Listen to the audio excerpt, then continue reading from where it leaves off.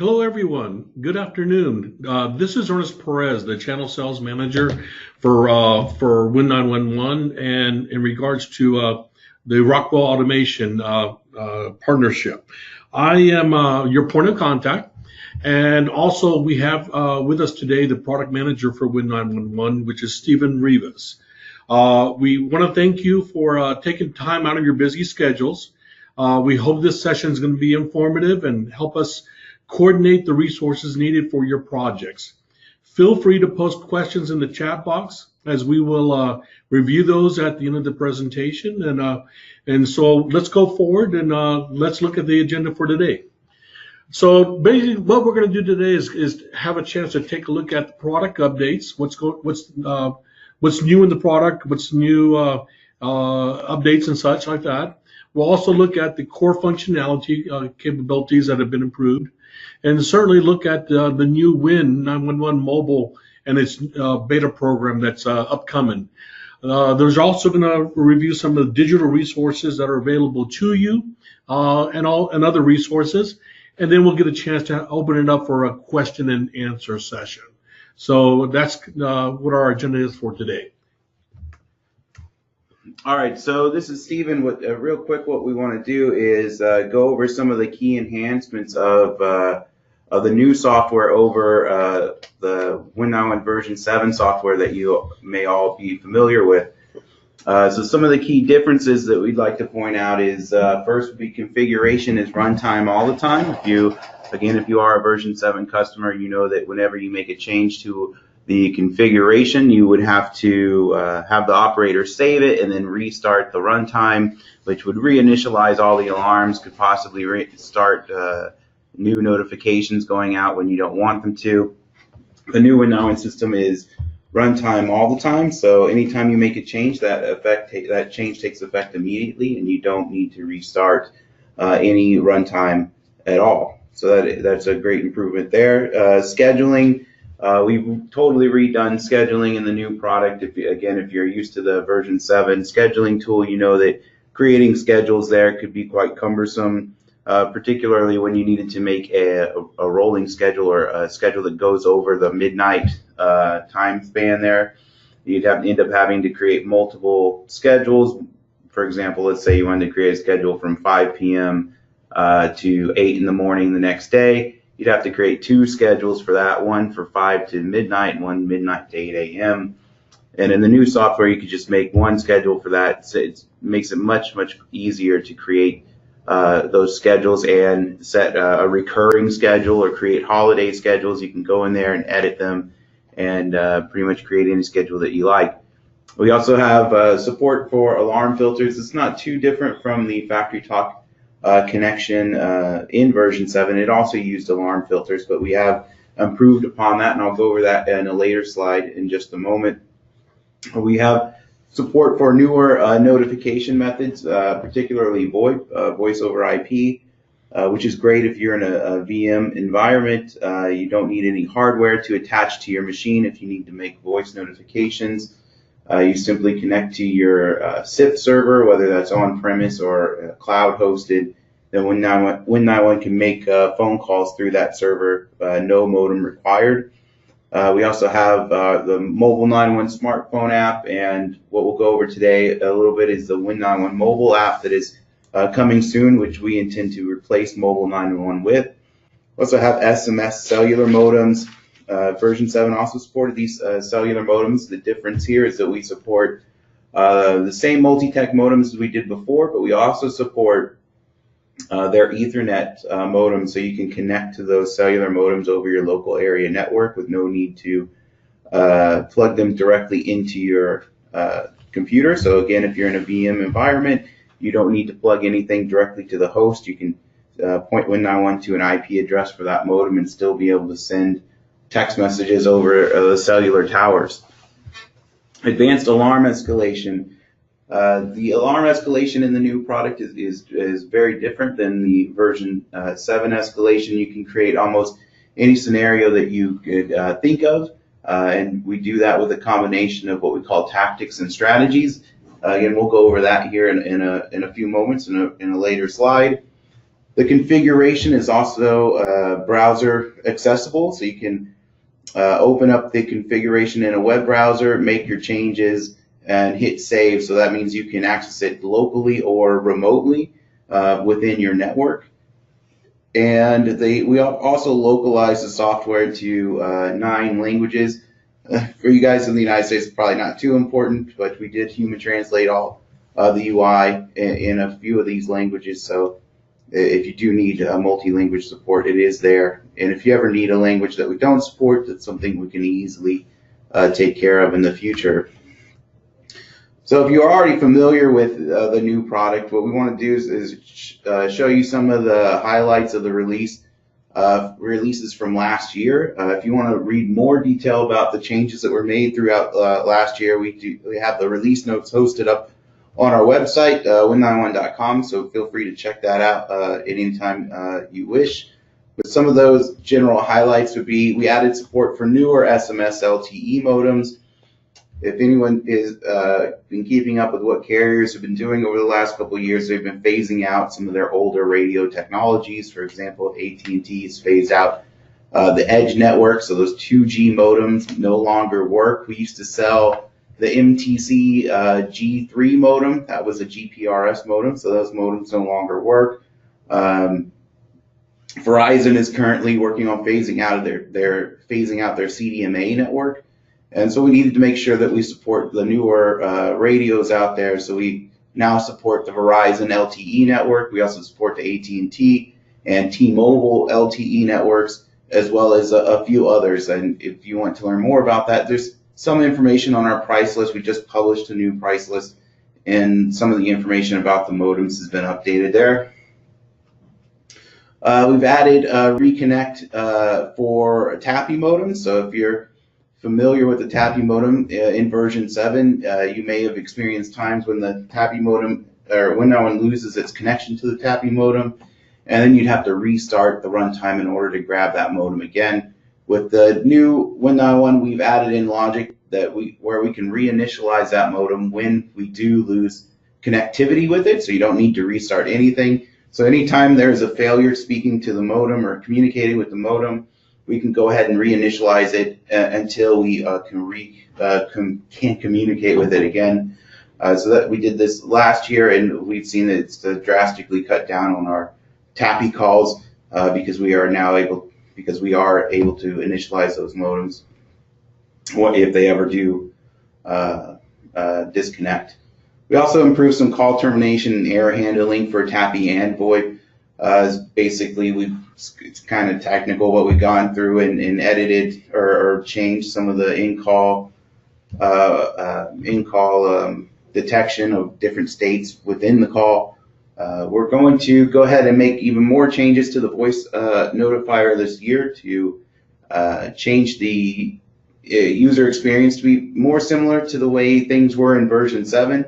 I think a lot of customers were accustomed to the way version 7 handled phone calls, and we did make some changes with the new software, but it seems like our customers want things to be a little simpler, so we're going to go through the voice module, like I said, later this year and make some changes to that module. We've also increased the email support for MS Exchange or in other servers. Specifically, this revolves around incoming mail. We're having some issues parsing mail coming in from Microsoft Exchange servers when you were using the HTML format, so we needed to make some changes how our module was reading those messages and parsing the information out. So we'll support Microsoft Exchange servers and pretty much any other server as long as it supports POP, IMAP, and SMTP protocols.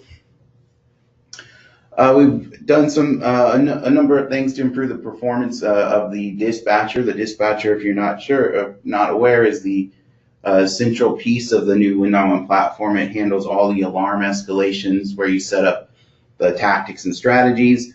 So we've done some things throughout the year to reduce memory usage, especially so when you get a high number of alarms at a time.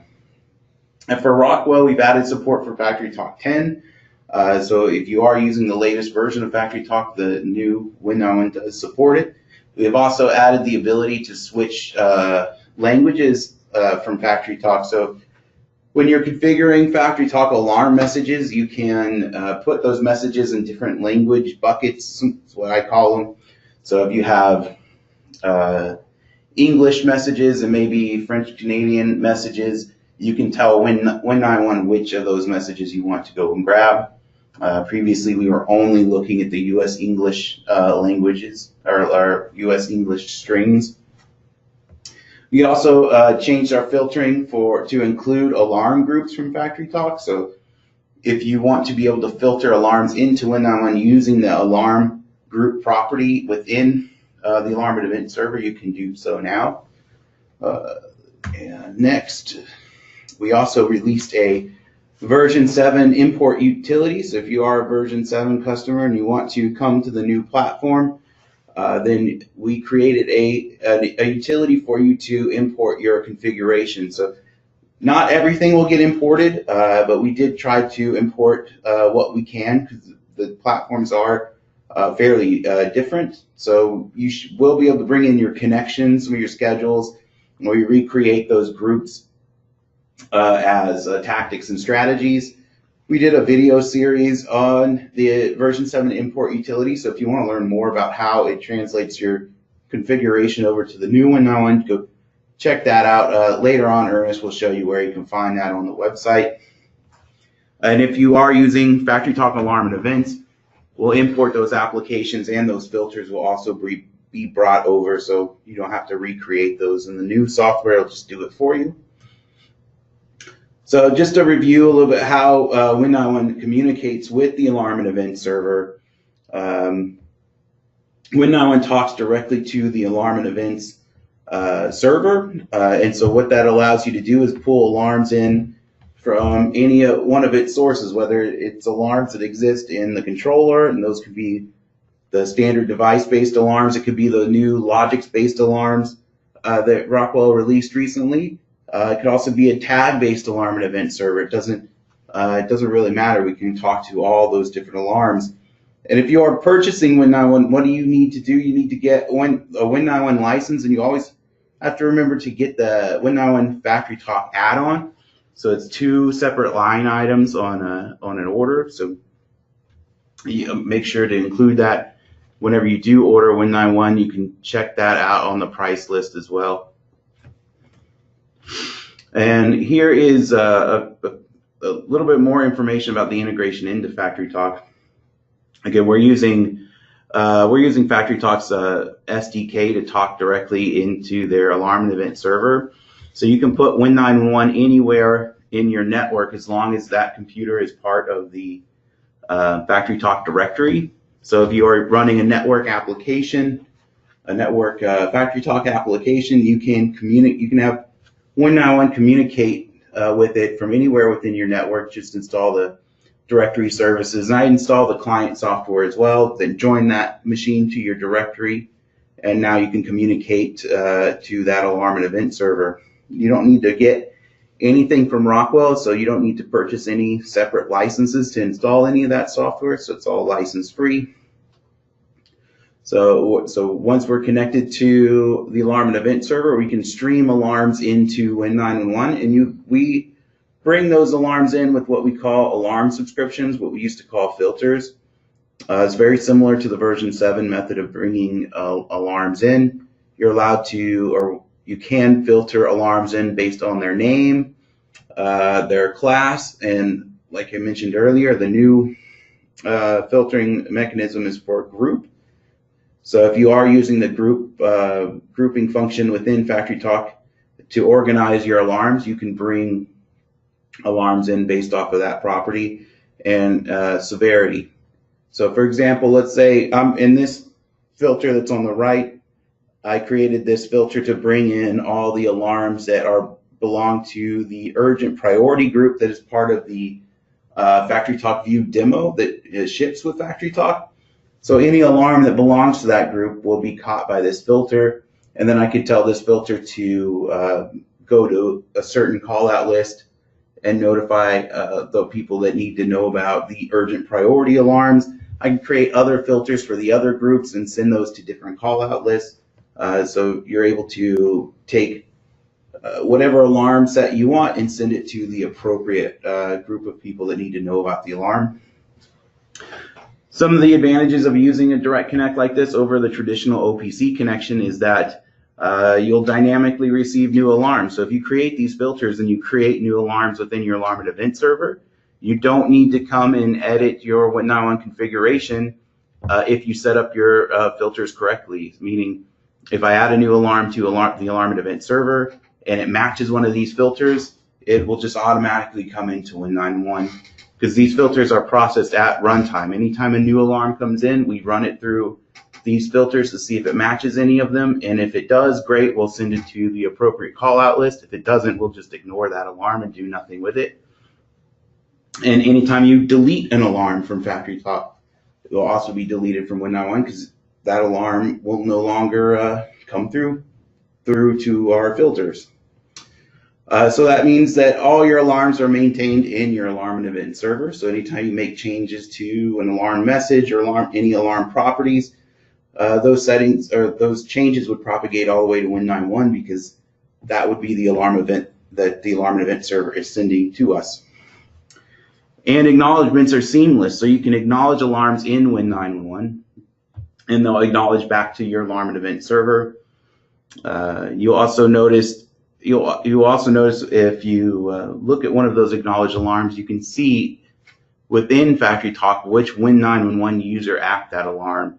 So if you're pushing that information to your historian, that will be logged there for you, so you can always go back and see who acknowledged the alarm. We also have a history of alarms within our program through our alarm log viewer, so you can always check it there as well. So that is the basics about the integration into FactoryTalk. So I'll talk about a few of the other functionalities of the new Win911 platform. Scheduling, I was talking about this earlier today, or I'm sorry, earlier in the presentation.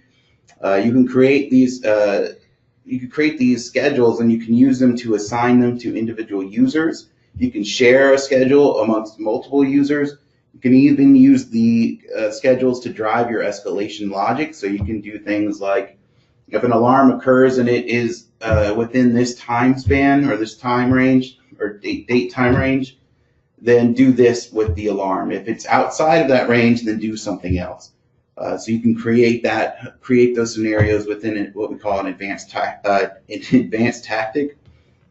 So if you're used to using any calendar like an Outlook or Google style calendar, you should be well at home with this calendar.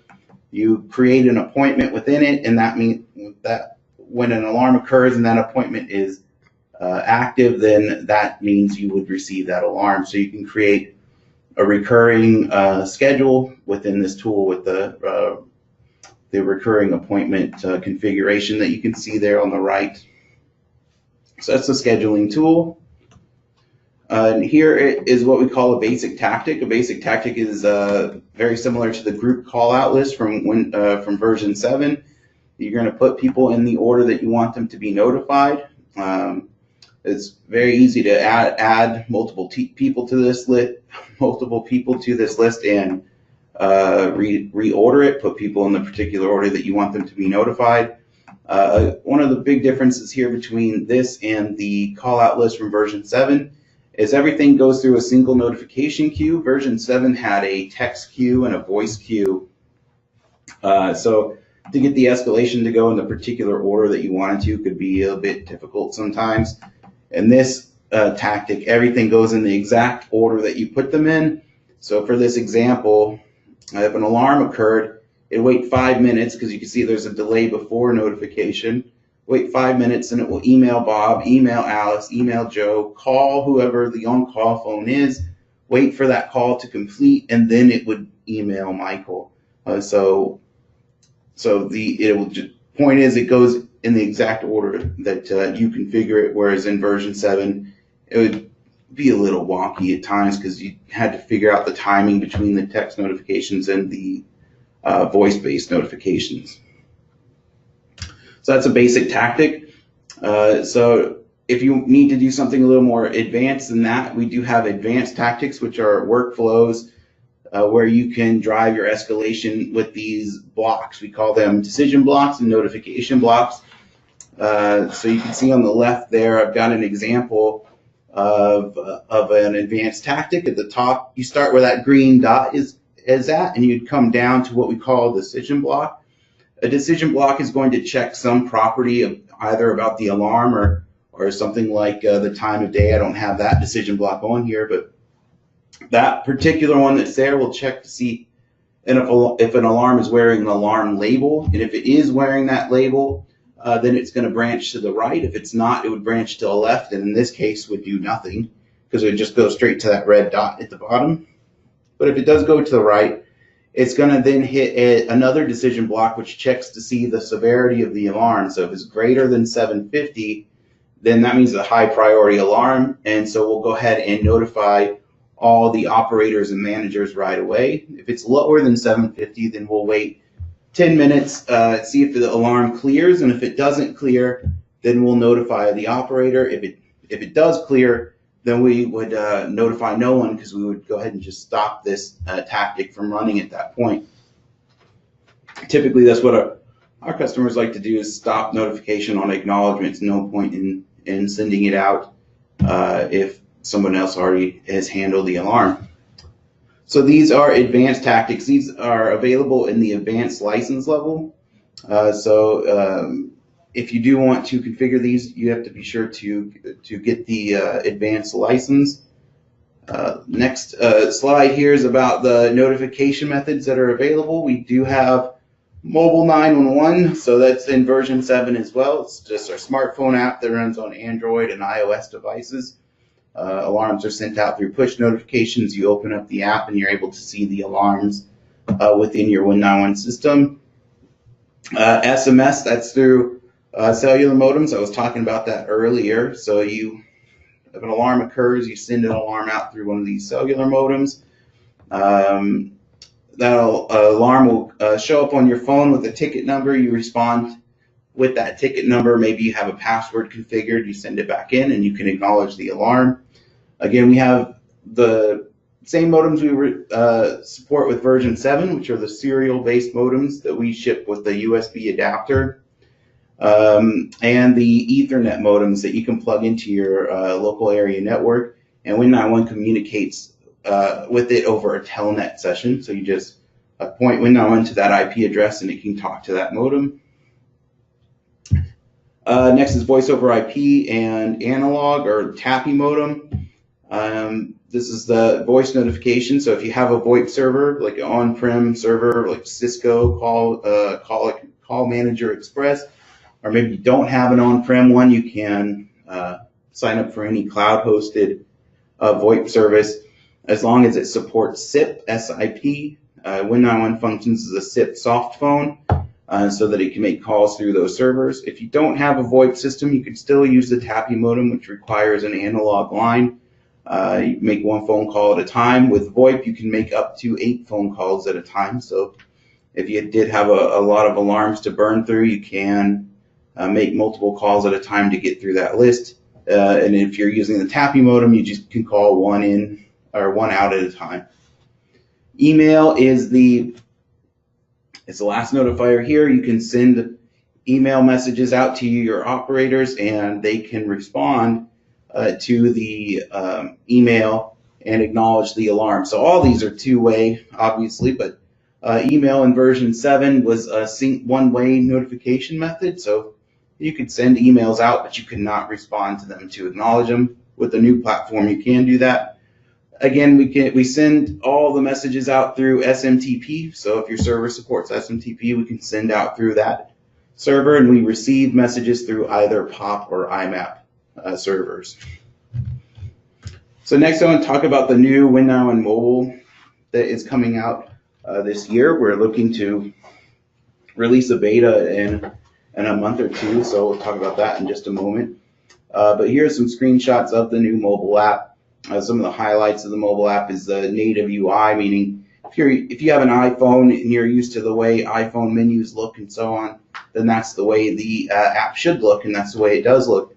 The screenshots on the left are Android screenshots, so you notice there are a lot of same stylings that you'll see in a traditional or typical Android app. There's security enhancements. Everything we're doing is hosted in Azure, so all the communications go through HTTPS communications, and everything's controlled, or your login to your mobile app's controlled with an Active Directory account that we create when you create the connection in Win911. So let's say if you get the app and you load it up, you need to log in with that account that gets created. More information can be included with this new app as well, because the Mobile 911 was originally built for version 7. And so we had the new Win911 work with the old Mobile 911 system, but it wasn't a native, I guess what I'll call a native notifier for the new Win911. So now that we've gone through it and recreated it, we can include more information and do more things with this mobile app. More control, you can do, the operators have more control over the settings within the app, particularly with the formats that the alarms will use. An operator can come in there and change that format on their device only. So if they don't like the way something's being displayed, they could just go ahead and change it right there, right then on their own phone. You can also put yourself into what we call do not disturb mode. I'll show that in the next slide here. Well, I'm not going to show it there, but I'll talk about it a little bit more. So like I say, you can control the alarm formats within the app. You can also chat with other team members that have received the same alarm.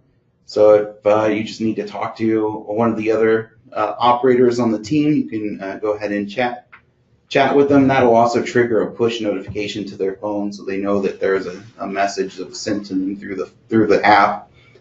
You can also track who has seen the alarm, and in the example on the right, you can see that I've seen the alarm, but these other two operators had not opened the app. So once someone opens the app, that's when you can tell that they have seen the alarm and they've actually tapped on the alarm.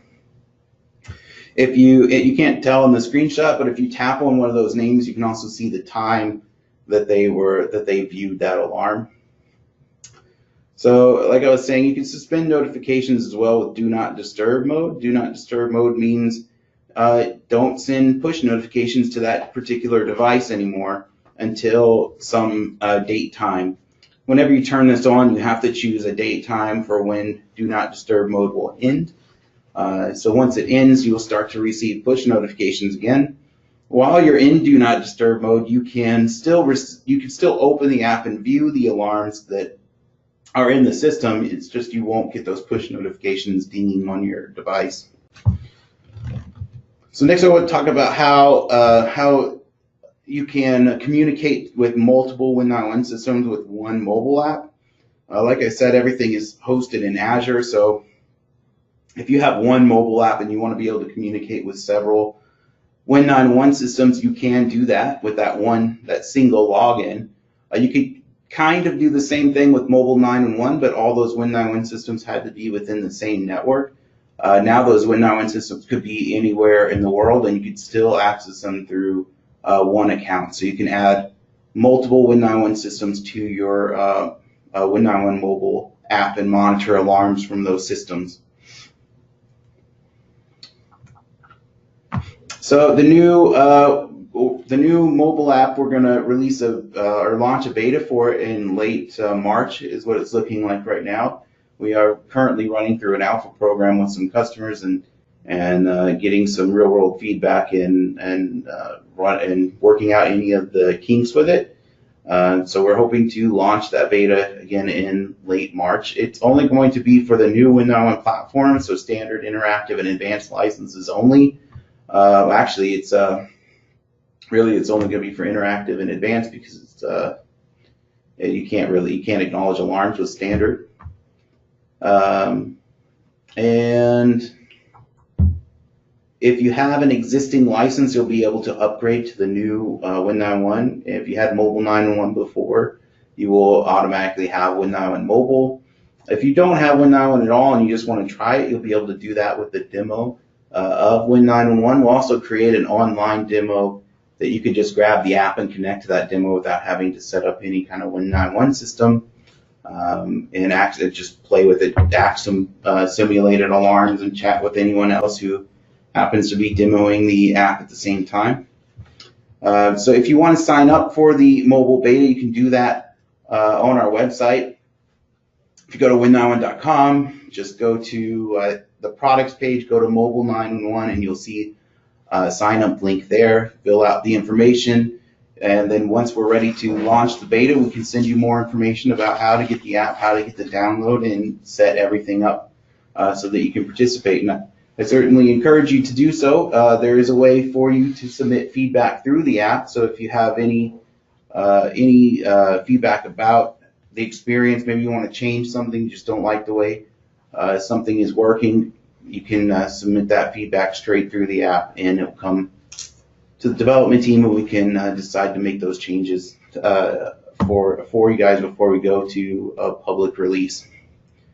So with that, I'll hand it back over to Ernest, and he's going to talk about some of the resources available to you guys on the website.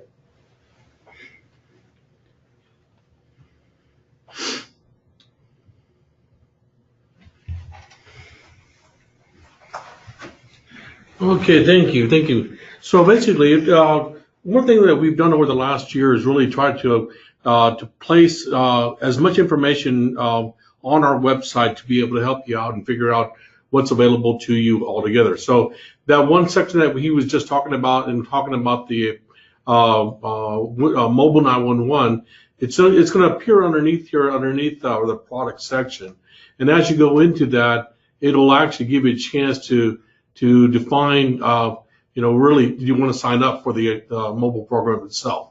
So that's simply an easy way to find it. That's where that link was earlier that he was talking about as well. Now, additional resources certainly are available on our website. As we go forward with it, the key ones are going to be the documentation section. So under resources and documentation, we've actually listed all the technical information for getting started with the new software, from diagrams to quick start guides to import utility guides, certainly the manuals, but also the technical documents that go along with it. So system requirements, which are really important to review. So as you're looking at what hardware you're going to install it on, what operating system, how much memory do you need, those things are covered there. What SCADA level or revision level do you have? Let's say for Rockwell. Those are all listed within the system requirements. The release notes themselves is that link that he mentioned earlier, which was the multiple pages of in the history of the release of the software. So if you're looking for anything particular, you want to know what version of this software supports Windows 10. Then you can open up the release notes, search for Windows 10, and it'll pop up and show you what level it is. And that gives you a chance to, certainly go back. If you have an earlier version of software, it's certainly helpful to figure out what's come after that initial release that you do have. Now, we do go into security best practices as well, and certainly how to go through the process of requesting licenses and things like that you might need altogether. Excuse me. Also, under that same section, we've actually added the mobile 911 information in regards to architecture and systems for that, and the modem hardware section. So as you look at all the different modems and you're trying to figure out which is the correct modem to offer, what is the one that's compatible in the United States and Canada, for Verizon, for AT&T, all of those things. Excuse me. You're going to find that we identify the modems by the carrier, the technology like 3G, 4G, LTE, and then of course USB or Ethernet, and so they're all listed in there as well. But again, you can always find relevant information to help you with your setups and configuration. And then the last section of that certainly goes over the version 7 Pro. So that's still a valid product there, has some information. Again, system requirements are key, release notes are key as you go through those items altogether. Now, along the resources side of it, we also have introduced a series of how-to videos. So there's a video library here that includes information about the product from a general standpoint, but also specific. So if you want to get into items of the data sources, which how do I install it with FactoryTalk Alarm and Events, or if I'm trying to figure out the subscription filters, how it actually works. This is our YouTube channel that has step-by-step instructions to help you understand it, but also how to set it up and configure it as well. And they're just short videos that go into each area. So data sources are covered. The notifiers are covered. So email, voice over IP, SMS, mobile, certainly are all covered. And of course, the dispatcher side of our software, being how do you set up the advanced tactics or tactics and strategies for the basic version as well. And of course, roles, labels, and schedules are covered there in its own video. So this is a real good area if you're trying to get assistance and understand the product, and you go through here, watch the video, watch the process, and then again in combination with talking with our tech support, you'll be able to kind of advance the discussion as you go forward with it. And the last section over here, of course, talks about the version 7 utility. So if you're looking for specifically how to configure it for FactoryTalk Alarm and Events, there's one specific for that one as well. And the last section of the resources I would probably mention is our webinar series. Kind of think of it as a solutions webinar. So every month we actually create a webinar series, and it'll tell you what's upcoming. But also these are the ones that have just recently been processed. So it might be an existing product update that came out, or it might be talking about the utility, version 7 utility, or how we work in water treatment and wastewater plants. The idea is these are different topics that we cover from feedback from you guys. So as you have feedback and you have topics of discussion you'd like us to go through, we create these webinars and post them up here to give you all that information that might be relative to it. So just remember that resources section is your key area for finding these type of documents and links and resources all together. On the support side of it, you certainly have a knowledge base that is available to you. So the knowledge base is going to cover the newer products, the standard, interactive, and advanced, but certainly as you get further down into the other products as well, version 7 and mobile and such.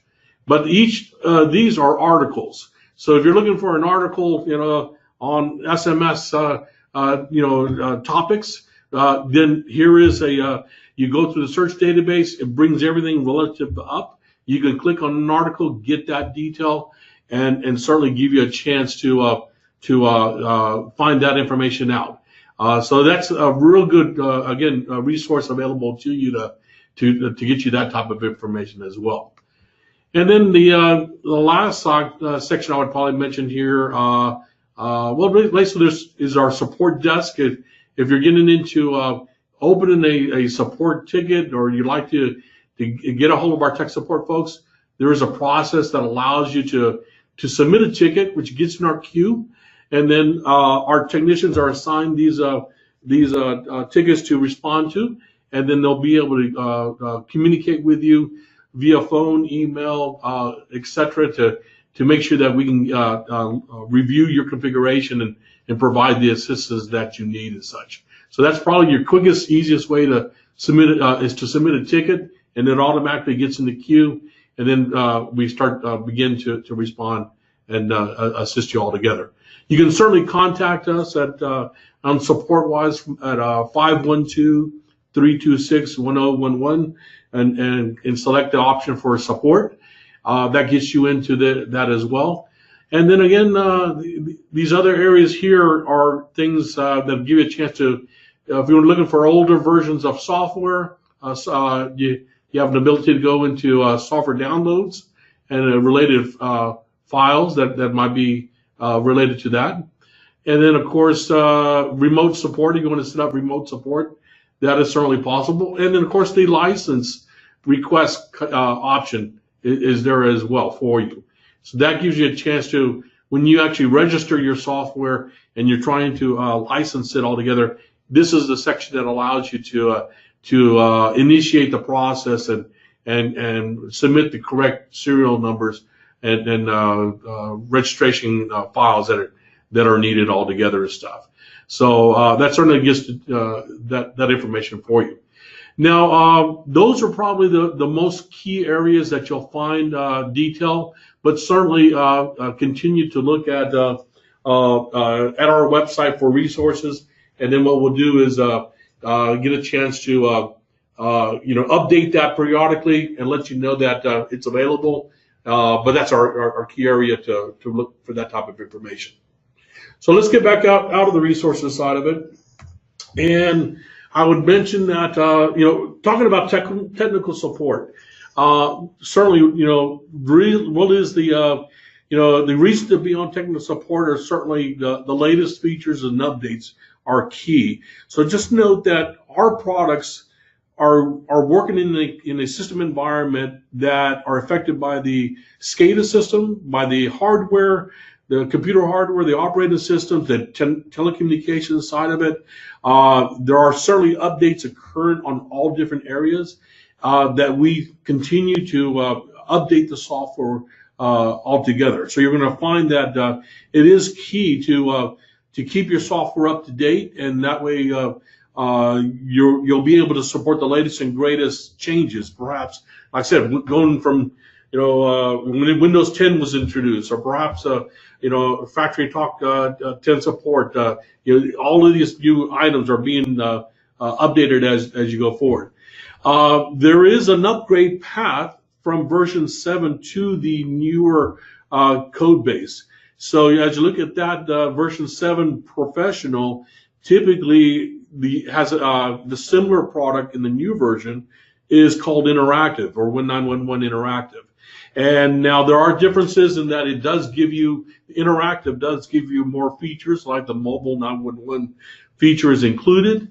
And of course, all those things that Stephen discussed earlier about the web browser and the filtering and all of those technology updates that are there.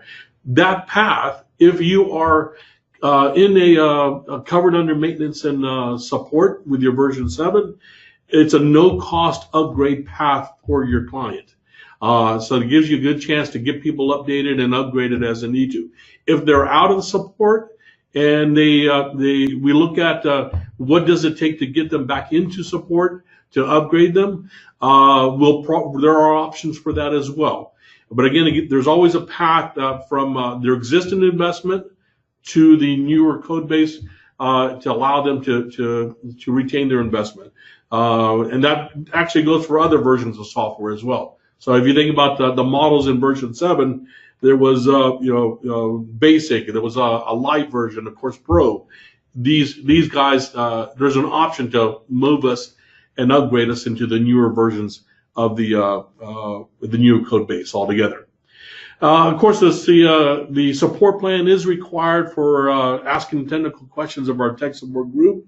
You can always inquire, and as you call in, you have questions, general questions, general configuration issues, general information, and contact us. As you'll go through a system that will verify the information, try to assist you, help you out, but also as you get to a technical staff, then the support plan is certainly a key item to make sure is current. And at that point, they'll be able to respond with full assistance from the tech support team and certainly the engineering team that as they elevate and assist you with your projects and such. Now, how to start a ticket? It does require the end user license or support number with your software. We can help you find that if don't have it at hand. You can also go through the Win911 support portal to again, where I showed you in the support desk, to submit that ticket information and open up a ticket, you can certainly call us as well and contact tech support to get you that support as you need it as well. Lastly, on the technical resources side, I would probably mention that over this last year, we've developed an advanced technical training program for our system integrators and technical personnel that work with this solution altogether.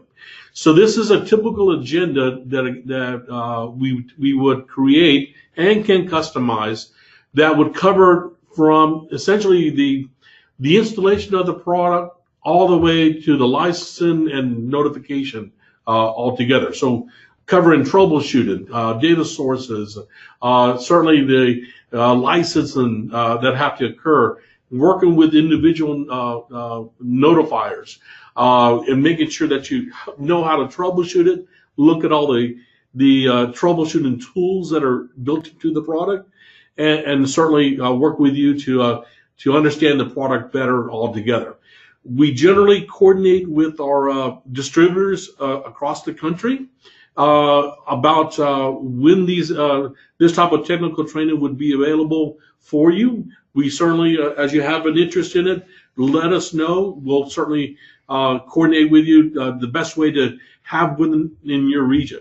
So there's actually different parts of the country that we're going to plan to have some of these. And again, this will give you a chance to attend that and be a part of this learning process and be able to get hands-on training with the solution altogether. So certainly reach out to us on those things. And then certainly on the marketing side, we are out and about in the field. So as you can see in our events today, we had this event today, which we hope to repeat periodically throughout the year and keep you apprised of new updates. But we are participating in different Rockwell events across the country throughout the year.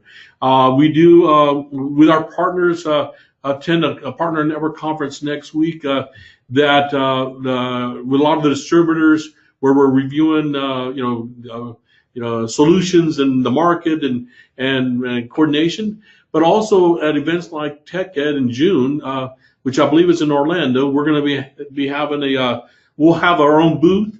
We'll have key personnel like Stephen will be there as well.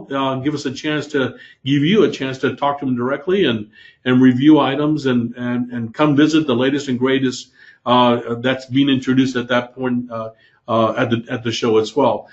In some instances, you'll find that we're actually presenting different case studies or labs or such. So you'll find between the tech eds, the RAOTMs, the automation fair itself, those are certainly events that we will have a combination of a booth and opportunities to present live or demonstrate the product or such, or have a lab. So we'll look at those all together. On our website, under the events part of our company site, is kind of an ongoing events are listed there. So as you look for, as we participate with other partners or distributors throughout the year, you'll find these events will be posted as well. If you have an event near you or that you would like us to help you with or participate with or suggest, let us know. And again, we'll review it, see what we can do to coordinate the best support that we can give to you on those type of events as well. So certainly look forward to seeing you out there in the field and hopefully at one of these upcoming events as well. So that it kind of wraps up the information that we generally wanted to discuss at this point. I would like to, at this point, open it up for questions.